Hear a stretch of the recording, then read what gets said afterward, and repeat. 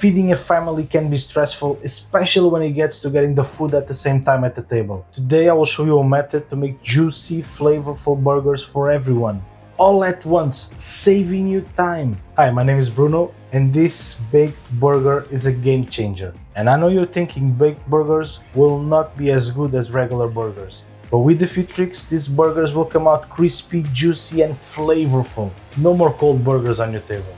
Just family-friendly perfection. Let's cook it. Alright, today we're making burgers. First, we start with an onion. Dice it up, nothing too fancy, just get it chopped. Now toss those diced onions into a pan with some olive oil. We're not just cooking these, we're caramelizing them. That deep golden brown color, that's flavor, and we're gonna get it. Add a pinch of salt and let these onions cook until they're golden and fragrant. No rushing here, just let them slowly release their natural sweetness. Cook them in a medium heat, moving them around, and when ready and with a beautiful color, just set aside. Next up, we're browning 80-20 fat minced beef. We want that fat content because honestly, that's where all the flavor lives. Toss it into the pan, add a couple of pinches of salt, and this is where you need to pay some attention. Use a big enough pan to avoid overcrowding. Browning requires space. If you overcrowd it, we're steaming it, and trust me, no one wants steamed beef. Now here's a little trick. Sprinkle some flour over the beef as it starts to brown.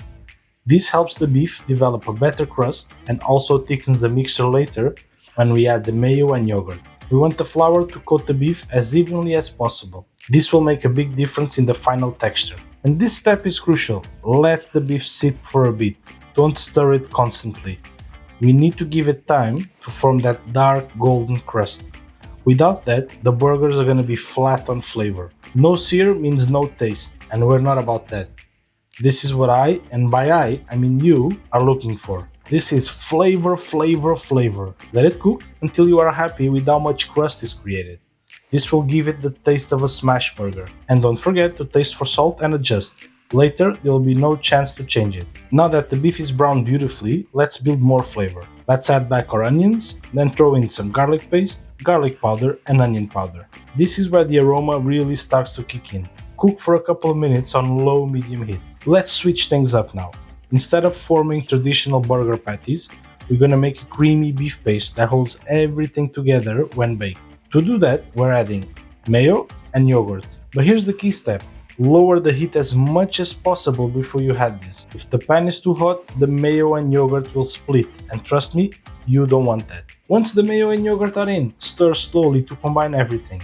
And to help make this mixture even better, we're adding grated mozzarella. The mozzarella melts into the beef and creates a paste that holds its shape while staying creamy inside. You want this mixture to be thick but still spreadable, kind of like a really thick frosting. The flour we added earlier is gonna help thicken everything, but if it's too loose, it won't hold up during baking. If it's too dry, we're losing that creamy texture. Something like this will work perfectly. And while the beef mixture cools down, let's make a quick sauce. This is a classic burger sauce, but with a little extra kick. In a bowl, I'll mix some mayo, ketchup, mustard, and some diced gherkin. And here's the secret. Add a splash of the gherkin juice. That acidity is what will make the sauce pop and cut through the richness of the beef. Without it, the whole thing will be overtaken by the fattiness of the meat mix. Stir it all together and you've got the perfect balance of creamy and tangy. If you want a little kick, just add some hot sauce and mix. Don't forget to season at the end with some fine salt. It will make the sauce pop more. You're now officially a sauce expert. Use that title wisely. Now we're ready to assemble. Take the bottom halves of the buns. I'm using brioche buns because I like sweet buns.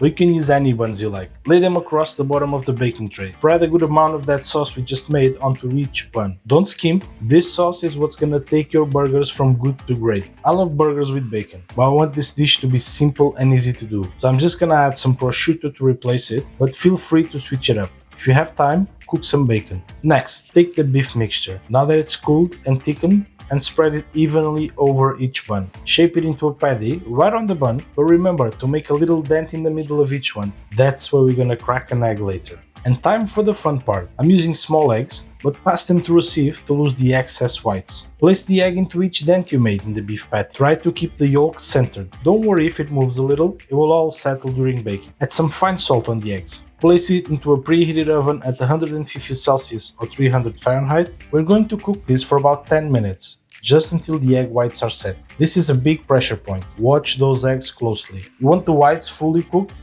but the yolks should stay creamy. Overcook the yolks and you'll lose that perfect richness. The eggs are set, whites firm, and yolks still soft. Now let's take this to the next level. Let's melt some butter with some garlic paste and brush the top of our buns with garlic butter. Trust me, this is a game changer. The garlic butter is going to give the buns that extra layer of flavor and make them nice and shiny. And back into the oven for another 5 minutes, just until the tops of the buns are golden.